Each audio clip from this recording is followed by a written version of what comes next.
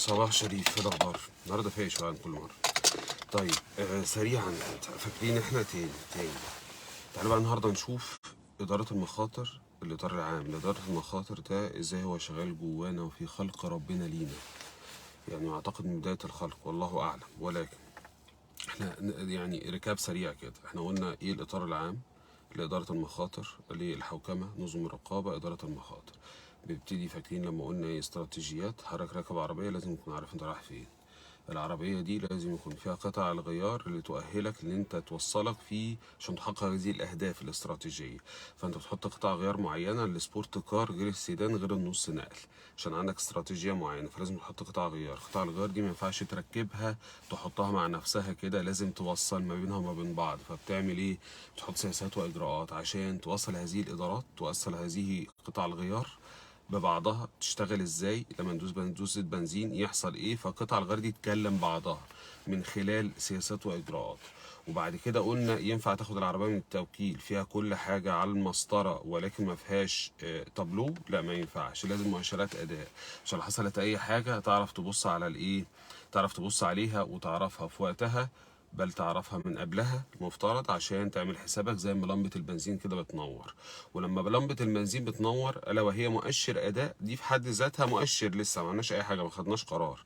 بعد لمبة البنزين بتنور بنقعد نفكر ونقول والله احنا رايحين فين، جايين منين، قدامنا قد ايه البنزينه اللي جايه، لا تعبانه نستحمل ولا لا، لغايه البنزينه اللي بعدها لا ده مع مراتي وعيالي مش هاخد الريسك. بتعمل ايه؟ اداره مخاطر. حلو قوي. تعال نشوف بقى ده في حياه الانسان برضه.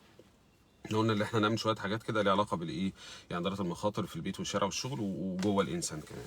ربنا ما خلق الانسان سبحان الله يعني ايه، يعني تيجي كده في القران يقول لك والله ده هيحصل كذا، لقد خلقنا الانسان في احسن تقويم. طبعا نقول بصيغه الماضي ولكن هو يعلم ان هو هيخلق ده.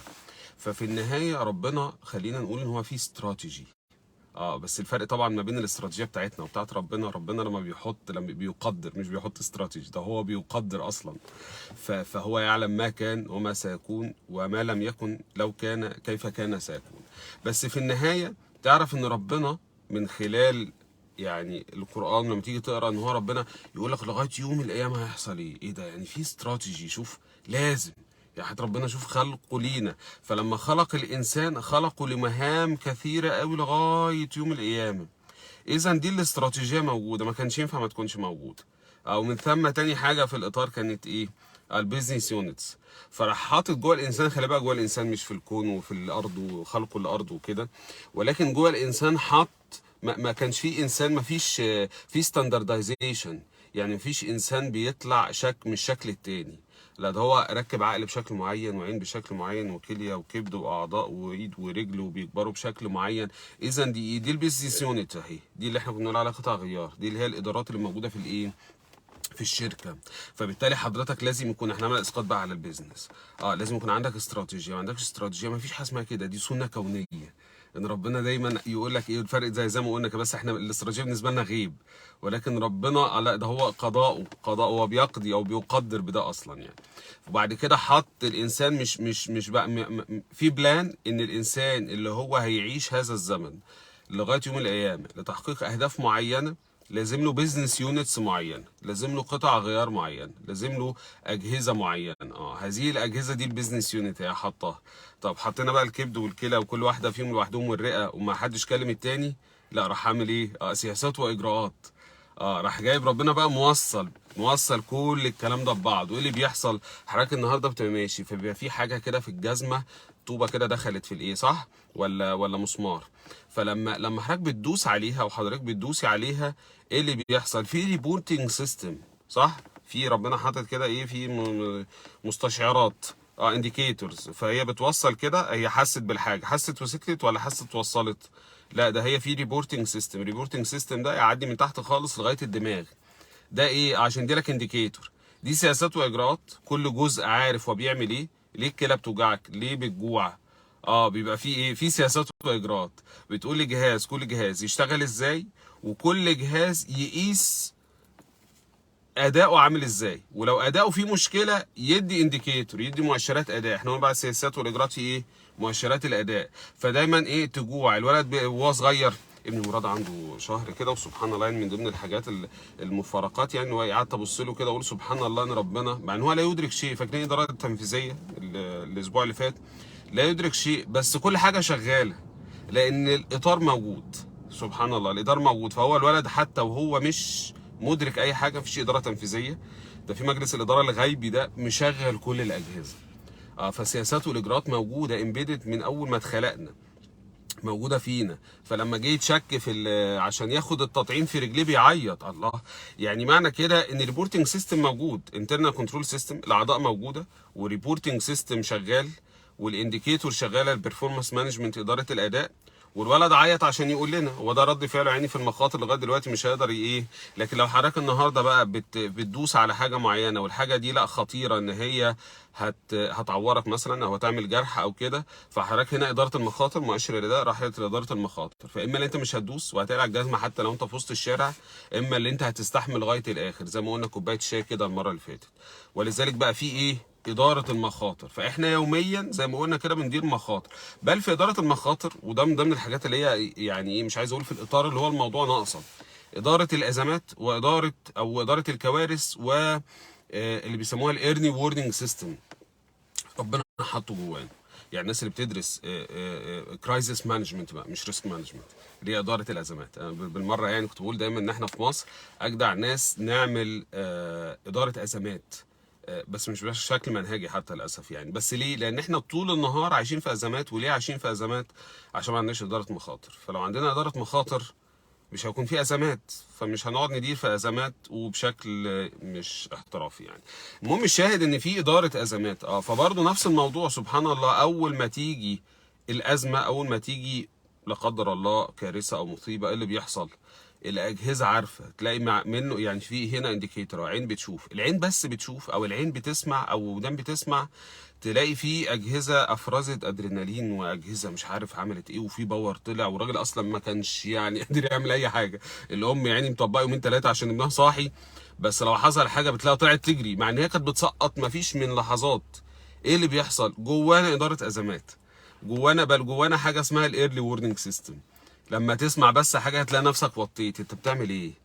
انت عرفت منين؟ قلبها حاسس. قلبها حاسس. ده ايرلي وورنينج سيستم ربنا حاطه جوانا سبحان الله.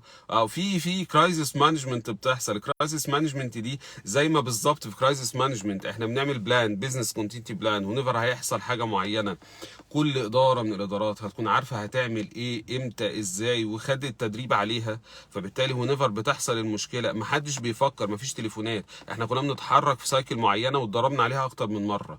نفس الموضوع سبحان الله جوانا كرايسيس مانجمنت. ونيفر بيحصل اي حاجه بتلاقي زي ما قلنا المره اللي فاتت، اولا في تغيرات في الجسم. عارف لما العربيه بتقلب سبورت كده مره واحده؟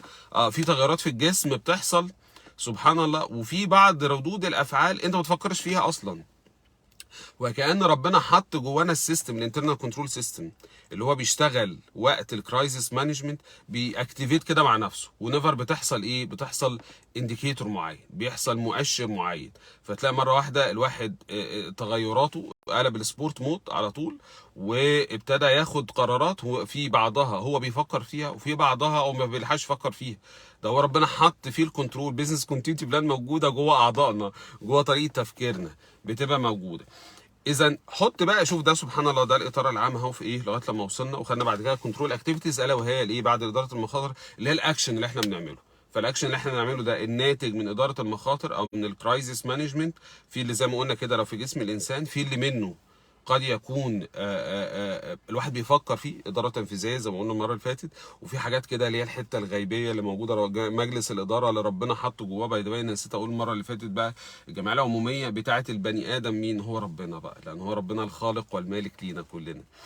فالجمعيه العموميه بالنسبه للشركات هم الناس الملاك المساهمين اصحاب رؤوس الاموال، ولكن الجمعيه العموميه بتاعتنا كلنا كده مين؟ هو ربنا، هو واحد، هو اللي خلقنا كلنا. فما بالك شوف ربنا عشان نتعلم منه بقى، وفي انفسكم. فهو لما خلق هذه المنظومه، هذا الانسان، دي منظومه مؤسسه، مش هنقول اداره المخاطر مؤسسيه، ادي مؤسسه هي شغاله زي ما بيقول الكتاب. هذه المؤسسه فيها الاطار العام كله مكتمل.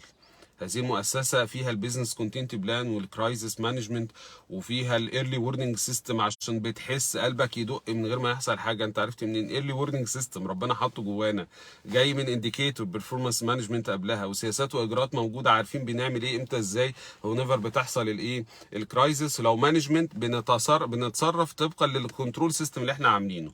والشاهد بقى في الحته دي كلها تاني، معلش نرجع البيزنس تاني، اللي انت لازم يكون عندك ده موجود في الشركه.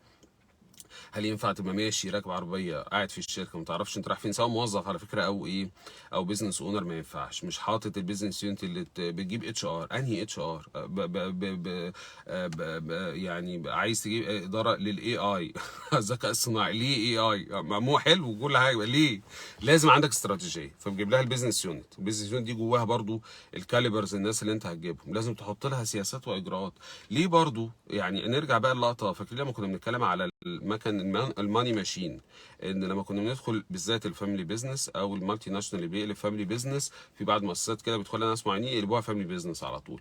فبالتالي هو الراجل هو ليل نهار بيمضي على كاس السكر والشاي. طب ليه؟ ممكن ما يكونش عن قصد او نيه وحشه، ولكن عن ان هو عايز يحافظ على فلوسه وفلوس الشركه. في هذه الحاله انت مش هتنام. احنا سبحان الله لما بنيجي ننام، تعال نشوف الجي ار سي واحنا نايمين.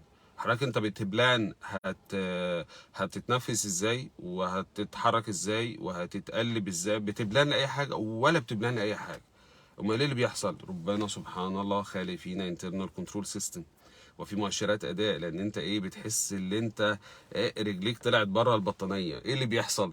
في انديكيتور سبحان الله، في انترنال كنترول سيستم بيطلع بيرفورمانس مانجمنت، يطلع لك الانديكيتور يقول لك خلي بالك رجلك بره، يقوم صحيك من النوم عشان سيادتك ايه او ان انت سبحان الله نايم في غرقان في سبع نوم، جنبك ابنك ولا بنتك الصغير لا قدر الله قدر الله وقع، ولا كان في حاجه كده ايه، ففي صوت.